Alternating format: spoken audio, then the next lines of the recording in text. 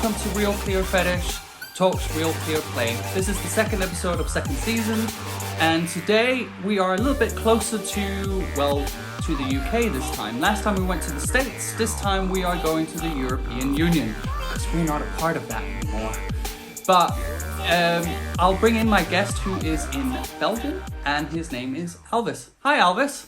Hi, how are you? I'm very well, and you? Thanks, I'm also good. I'm doing well. I will point out that this episode is going to be solely on my face, mainly because Alvis has a job besides this, which is a bit more private, so it is purely his voice and my face. So you get to look at my pretty face in this whole episode. Should we start with the three first questions, Alvis? Yes. And see how we go from there? Yes, we Okay. Cool. What do you prefer to be called, titles and pronouns? So, I prefer to be called Alvis, he, him. Therefore, you can refer to me as he, him. Fantastic. Second question. Tell me a little bit about yourself. I'm in my 20s. That's what I'm gonna say. I have been sober for a little over 3 years now. Prior to my sobriety, as most of us, I was actively using not only alcohol but also like other substances like drugs, and I've been quite experimental with them. So I've tried everything besides heroin. So all the other things, you name it, I've done them. And the alphabet. Yeah, exactly. So I know, how it felt and everything, and then, but I guess we will talk about that further in the episode. But that's like where I'm coming from. So that's like, for the listeners, like that's where I'm coming from. So been there, Fantastic. done. But I've been also, so I'm not active in the fetish scene, unfortunately, yet. Maybe, I don't know. That's mostly because, I don't know, it just happened that way. But I've been also actively, now, not anymore for reasons. And obviously there's Corona, but I am not a stranger to the BDSM community, and I'm a self-proclaimed masochist. So there's that. Third question, and you've kind of already answered it, but I'll ask it anyway. Sober, clear-headed, or social drinker? Sober, clear-headed. Good. Fantastic. And then we go to the fourth question, which kind of just leads us into, whatever we kind of end up talking about. What is clear-headed play to you, and why is it important? Alright, so clear-headed play to me is any sexual activity, engagement, even a session which does not have to include penetration, which does not involve any added substances rather than your own sexual libido and energy. That's actually how I really see it. So to me, playing sober is just your own libido, your own sexual limitations, and your own nature being at play.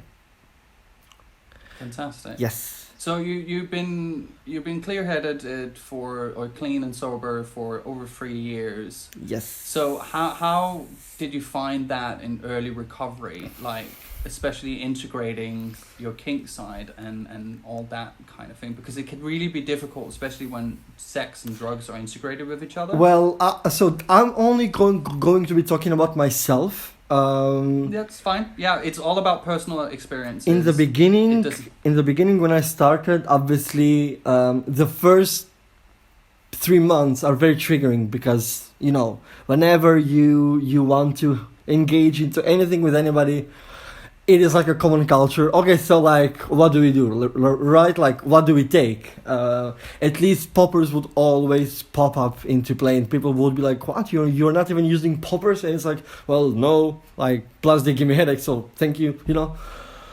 So the first period was very difficult. Not about myself. Not like it was not difficult for me to engage sexually with other people.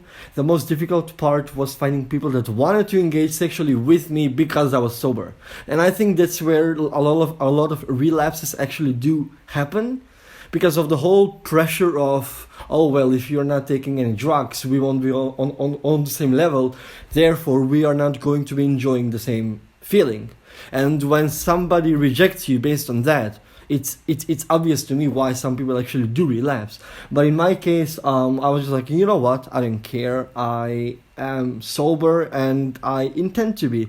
Mostly I became sober to put this out. So I actually started my sobriety little shortly after I got diagnosed with hepatitis C, which nowadays I already took medications and I am undetectable. So I don't know if you can say it's cured, but once the hepatitis C becomes undetectable, you can no longer transmission it or transfer it to anybody else, and it won't affect your liver whatsoever long term. So there is that. So little shortly after I got diagnosed with hepatitis C, that was actually my motivation, because I did not know when was I gonna get the medications. I had to actually take care of my liver, obviously, for obvious health reasons. And then what started as sobriety caused by hepatitis C ended up as being sobriety in the long term, because I think something around like a year and a half after I got diagnosed, I actually got the medications and did the treatment, and it worked for me. And then the question was, am I gonna continue with my sobriety, or do I just stop and I continue the way that I was before? But that's when I decided that I was gonna continue being sober, because I already got so much used to it. I was somebody that was I don't know for most of us, but for me, I was a real mess. I guess also because I was younger and hormones played a big part of me being a real mess when under any substances. But I was really I was all over the place, and I was not a good company to be with. And I didn't know myself as that person. I was like, I know what I am. I know that people actually do respect me when I'm sober. So that also played a big part of why I became sober, but not to stray away from your question, because sometimes that can happen with me. So after that year and a half, I said, like, you know what, I'm gonna just simply go for being sober. And the next best thing for me, which I did for a long period of time in my early sobriety, was BDSM and masochism. Why? Because that was a natural way for me to get high on endorphins, which actually produce, obviously, happy hormones, which do allow you to get into another feel in your head other than the normal one, the conscious one, you know? And then, like, I used to do that for a longer period of time, but as we all know, that's not something that you can do with anybody from the first time. It is something that you build up to it. It was very difficult. I had someone that I used to play with for like 2 years, and it was amazing, but then after that stopped, I just could not find anybody else, I suppose, to continue working on that. And then the next best thing that came after that, because this allowed me to remain sober, was actually CrossFit. Why? Because CrossFit is so intense that after you do it, you also get what people call the CrossFit feeling of high. And so well, it's the same that happens when people run marathons. You get to a point where your endorphins kicks in, and then you can just do more. Yeah. So I would get that. Yeah. And so that's basically how I managed to maintain my sobriety long term. But it didn't start as I just wanted to get sober, because it didn't start because my life was ruined by drugs or something. It just started because I got hepatitis C, and then. Well, for different people, different experiences, different stories, and I think a lot of people, when you, at least when you talk to people in recovery, will refer to their rock bottom. And I would say getting a disease that could be quite damaging. It is a rock bottom, yes. It is a rock bottom. I admit it is a rock bottom, yes. So it's I think one thing you have to make clear with people, especially people who might be still struggling, is that everyone kind of has this idea of what a rock bottom should look like. Yes. That is not necessarily what it's... You can have a successful job, a big car, big house, but everything is crumbling inside. You just don't know about it. No, you're absolutely right. I do agree with you. I think so. You are right that was my rock bottom. Why? Because what happens when you hit the rock bottom was that you actually dare to like take a step back and reflect on, okay, what am I actually doing with my life? Like, why have my life choices led me to this rock bottom? And it is a moment in which you can either get completely destroyed, or you just simply have some sort of like clap, like wake up, like look where you are at life and do something about it, or otherwise this is the way that things would go down. So I do admit that was my rock bottom, definitely. And it's good that you actually mentioned that, because indeed there is a big misconception that rock bottom would mean that you would just simply look terrible, feel terrible, lose your life and stuff. But indeed, rock bottom can be different things for different people. But it is always like the starting point which actually motivates you to take action on turning your life. So how do you feel? I know when I talk to people who stop drinking and they start feeling the benefits, it's we live in a society where drinking is normalized, and in the gay scene, drugs are also fairly normalized. They are normalized. They are normalized. The first time when I went out on a party, I was like 19, 20. It was just very normal to pop a pill in my mouth and just be like, oh, just drink it, it's nothing, you'll be fine. So it is pretty normalized, yes. Even for young people, especially going to circuit parties, it's a common practice. So yeah. Yeah, it's. I think I probably have mentioned this on previous episodes, but it's like my first experience of the London kind of house party scene, where I went to someone's house, instead of a glass of champagne, there was a glass plate in the middle of the room with cocaine on it, which is fine, and it was very safe and so on. But that was my first experience. It was very welcoming. It felt very safe. So it didn't necessarily feel like, oh, this is what I've heard about, I'm gonna end up a druggie, blah blah blah. Yes. Ironically, I did, but it was not that reason. That was something that came further down the line with apps and accessibility and what you get used to. Yes. And even if you do drugs, and I'm definitely not out to demonize people who do and still enjoy it and can do it safely. The culture. Let me put it this way. So before I moved to Belgium, because I used to live in a country where there was not a single gay life, the furthest that I've been was smoking pot. Prior moving to Belgium, that's where in the gay scene, that's where I experienced every single drug that is out there. But also, when you start out, there's like so much to discover, and you're like this curious little, I won't be that guy, I won't get addicted or stuff. So you're just like, well, maybe this, or maybe if I don't do always the same drug, I won't, get addicted. But then you actually catch yourself doing it more often and more often. And by the way, just to make another claim about how the culture gives out these drugs to people, is that I've never even paid for a single drug in my life. Maybe only the last time when I stopped because I celebrated like the end, and it was like, okay, for a single goodbye to a drug when I took ecstasy. But until that point, I always got free drugs from every single where I turned around. So yeah, that's how. Yeah, I must admit, I was not in debt when I stopped using drugs. Far from it. It was just, I would always offer to pay, but as with most people when they're high, they're normally quite generous. So it's just what it is. Everybody loves everybody. Oh, you get free drugs, and you get free drugs, and everybody gets free drugs. It's like Oprah Winfrey of drugs. Yes. But it's such a weird thing, and especially when like in early recovery, as you mentioned, when you go out for the first time, or it's like going out. I can't even remember how that is now. It's been over a year. But it's such a weird thing when you're standing in a bar and you kind of go, oh, I'll just have a lemonade, and Yes. everyone looks like your arm fell off or something. We can all relate to that feeling, or especially like, you know, going out on a Saturday night and all you want to do is just have fun, but like your stomach is like, I'm fed up of all the Coca-Cola drinks that I've been drinking. I can no longer take in. So yeah, I can totally relate. I mean, that's a very common feeling in sobriety, right?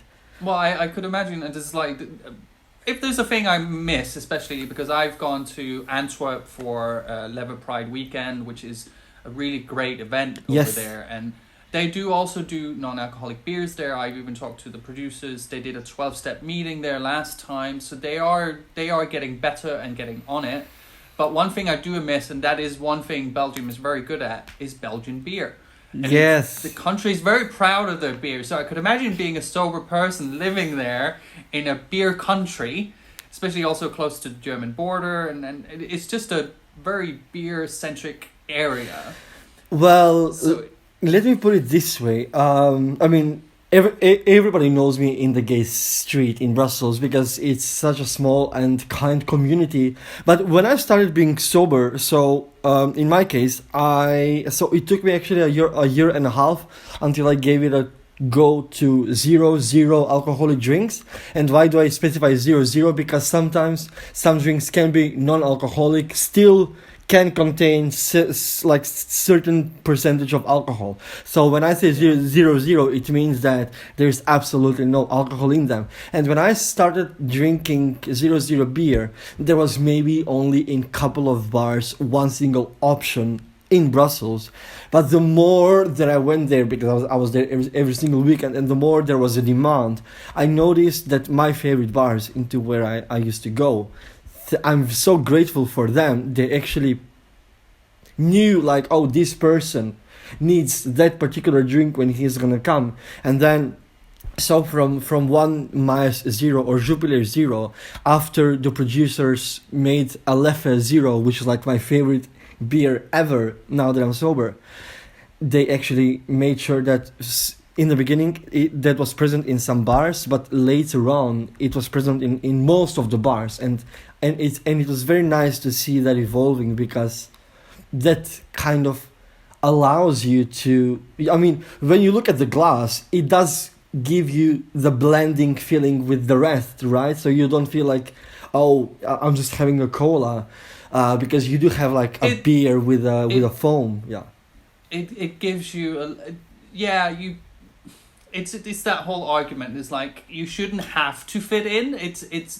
We're all fully aware of that. You're allowed to be individual. You're allowed to have your soft drink, but sometimes you just don't want to go through the conversation with someone. It's like, why are you not drinking? Oh my god! Are you antibiotics or all these things? And there's a lot of people, and I was one of these people, who just don't understand why you would want to be sober when you go out. Let me just say that I having think a non-alcoholic beer helps that sometimes. But I think that mostly comes from people's inner feelings about their own drinking habit. Yeah. I'm not gonna say problem, because not everybody does have a problem, but you know, sometimes when people do mention, but why are you sober, or like, ew, 0 beer sucks, and it's like, well, maybe it does for you, but actually to me, it is what helps me to go out and have a beer, if I can say that, you know. It's interesting when you mention the 0 beer, because it's such a tricky one, because different countries have different rules when it comes to noting a beer as being non-alcoholic. Yes. So you have to be really careful, especially if you're in early recovery. If you ask for a non-alcoholic beer, yes, ask for the bottle. Yes. So you can look at the figures. Yes. I've made the mistakes of a couple of times. It doesn't ruin my sobriety. It's just what it is. No. And you kind of move on from that. Yes. I even made the mistake when I went on my holiday last year. I asked for a non-alcoholic beer. I didn't look at the bottle, and it actually turned out it was a 1% beer. Yeah. Which in my eyes is very low alcohol. You're not going to get drunk from it. No. But for anyone in early recovery, that could be so it can be very destroying. triggering, yes. So that's why I said I only started 1.5 years after initially becoming sober. I don't think it's a nice idea to start with 0-0 like from the beginning of your sobriety, because all it's gonna do then is gonna be like, well, I do miss the real deal because you just stopped it and you will just end up relapsing. I think you do need to take a longer break before you actually start drinking 0-0. And as you said, you have to be very careful, because once what happened to me, actually last year before the lockdown, was that I go to a bar and I'm like, okay, 0-0, they bring it to me. And I just took a sip. I didn't even have to like drink it. But you notice the difference as a sober person that drinks 0-0, because it's very acid sort of feeling of a real beer. And I was just like, dude, like, you were just about to break my sobriety. I mean, it was in my mouth, but like, please, this is not 0-0, and you really have to be careful, because you don't know why somebody is drinking 0-0. He apologized, but I'm no stranger to the trickiness behind asking a 0-0. What I usually do is I just say, bring me the bottle and bring me a glass, and I'm gonna serve myself. And that's how you how you ensure what goes into your glass. Yes. I have had bartenders pour me a beer and then throw the bottle away, where I've literally said to them, do you mind, but can I see the bottle, please? Yeah. And they have to fish it out. I don't care if they look at me annoyed. I want to see the bottle. I'm asking for non-alcoholic beer. It changes from spot to spot.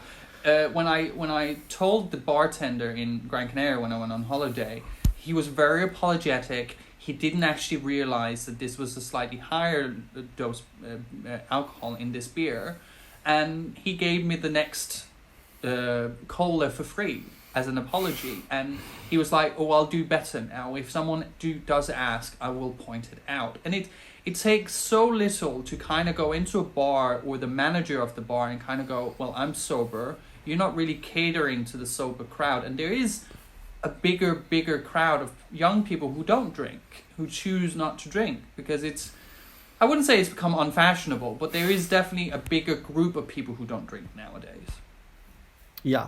No, definitely, I agree. It's about taking a hold of your organizers of the different parties and so on, and kind of just going, actually, can you cater for us as well? Yes. I've contacted Recon when they do big parties here in London, and they're more than happy to cater for the sober crowd, because there will be a great big deal of sober people in the fetish scene as well, because there is quite a few of us that are in recovery. Yes, but I actually do hope that we will go from having only 0-0 beer to also having all the variety of 0-0 drinks that exist out there. Sorry, like, there is 0-0 red wine, white wine, champagne. It's like there are so many options nowadays on the market that you can go and find in a supermarket, but in a bar you cannot, and it's a big pity. And I always say, like, you would, like, if you just buy 3 or 4 bottles, it would not cost you anything, but in 1 week you would actually be able to give options to sober people. It is nothing for what you will give out to people coming at the bars, but maybe one day, you know, if we are ambitious, we will get there. Absolutely, and it's such a weird one. I talked to people who are recovering alcoholics who have a big problem with non-alcoholic drinks, because for them that is a massive trigger. Yes. And I would never suggest someone that has alcoholism to do non-alcoholic drinks. No. It can I also be very would never. tricky. But for someone who has a drug problem, I don't categorize myself as an alcoholic. I do like enjoying a non-alcoholic beer sometimes. I have been in the situation where I've been at a big event with some friends, and I order, because you can never get pints, you can only get in the bottles. Yes. So just to fit in, I bought 2 non-alcoholic beers, poured it in a pint glass just to fit in. Very expensive beer. It was like £10. And a couple of days later, one of my friends came up just like, so Ralph, have you started drinking again? It's like, no, it was a non-alcoholic beer. Just come up and ask the question if you're worried. Let me say that he asked. I was more alcoholic than addicted to drugs, but I did both. So I am not stranger to both communities and both sides of every single coin. And when you said that the NA or AA community condemn 0 alcohol, I'm also no strangers to that. Like, to put it out there. Yeah. So this is only my opinion. So like, I don't want anybody to... Absolutely. But for me, AA did not work for one single reason. And I think I would like to speak about that for a while because, and this is only really my opinion, but to me, the way that I see it, it's way too triggering for you to be able to give up completely on old habits like drinking. And why is that so? Because when you're in the room and when you're sharing, all you talk about is... And like at one moment in my sobriety, after I stopped drinking alcohol, it just felt like I had to go back to the days when I was drinking just to be able to share something in the room. And that's when I realized like it doesn't work anymore for me because it was way too triggering. It was like all the time talking about what I'm trying to leave behind. And some people actually would like scream and shout, "Oh my God, how dare you! AA saves many lives." That's true. But I also want to encourage people maybe out there that think like, well, is there maybe any sobriety without doing any program or without doing the 12 steps? Yes, as long as you find the coping mechanism for it, yes, there is. For me, coping mechanisms were, as I said, either play, either CrossFit, anything that gave me a way to abstain from drinking. And also, some people, as you say, they don't like 0. For me, I think I am extremely grateful, and I think because of them, I reached to be sober for as long as I have, and maybe also for a whole lifetime.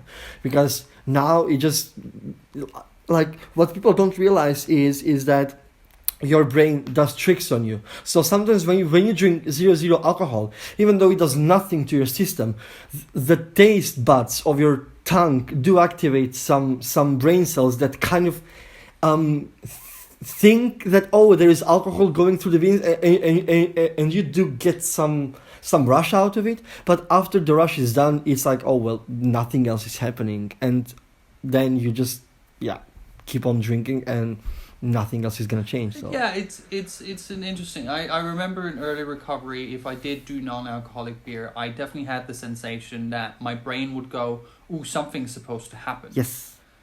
For someone in early recovery, that can be a little bit tricky. Very you tricky. have to be careful. Yes. But yeah, I fully agree with you. There is such a wide variety of stuff you can do to help your recovery. I've done a lot of I've read self-help books. I've done psychotherapy. I've done I'm about to start something that's called the Gay Happiness Project, which is a 12-week course where we just deal with like where you are in your life, what's your gay experience. It's all about like confidence and are you where you want to be in your work life, stuff like that. I don't know precisely what it's going to entail, but I've had it recommended. I had a friend who was like, "I've just done it. I will gift you half of the fee to do it." And I was just like, that's really lovely. So I'm hoping when I get to the end of this course that if I really feel like I would love to give this on to someone, I will do the same towards someone else. Because there's so many things you can do. Absolutely, 12-step has helped a lot of people. Yes. For sometimes it's just not a fit. It just doesn't work. Yeah. There's also smart recovery. I've tried smart recovery. I've done a single session of that. I didn't feel that was a fit for me. I've done 12-step. That definitely was a fit to start with. And I think I outgrew it a little bit. Yes, at the end of it. I do share the same feeling with you. I think it's a great way to start because it gives you a sense of belonging. I'm not alone in this, because I think that's also very difficult to some people. Sobriety is a very lonely place, especially when you're sobering up from drugs and your body is kind of like detoxing itself from anything that you have had inside of yourself. It can be very lonely, right? Because and that's where 12 steps or meetings with other recovering addicts work so well, because you sit there and say something. You might not have 100% the same experience, but they will say something that resonates with you. Yeah. And that really helps. All of a sudden, it's like if I'm having a bad week and I hear someone, I did a mental health check-in with some friends. It's like, how are you doing? And most of the text that came back is like, it's a bit rough. It's the start of the year. We're still in lockdown. And do you know what? Afterwards, I felt better because Exactly, I knew agree. I wasn't the only one who felt like Absolutely, shit. yes, I do agree with you on that. You're absolutely right. But also, like, I think so. Another thing that, like, another obstacle, if I may call that, when you are sobering up from both alcohol and drugs, is your first circuit gay party. I think, I think every single sober gay guy that used to go to circuit parties would be sweating. I think, like, the first time when I went to one, I was like, oh my god, what if I relapse? Because that's like the place where you kind of like did everything that you did, right? So that's like a place full of triggers, a place full of pressure, a place full of, is somebody gonna put something in my drink? It's a very dangerous field, and I'm not saying like, oh, but I'm just saying like, so when you get to that level, you have to be very careful on so many things and still try to enjoy it without being paranoid, right? So couple of advice would be, if you would hold the bottle, always put your thumb inside. That way you will ensure that even if you dance or you talk, your thumb is actually inside of the bottle. Or if you have a glass, just simply get one of those things that you put on a table and put it up on top of your glass. And like, but for me, I can say for myself that I have enjoyed a lot of circuit parties as a sober gay guy. When I was single, I have also enjoyed obviously darkroom sex.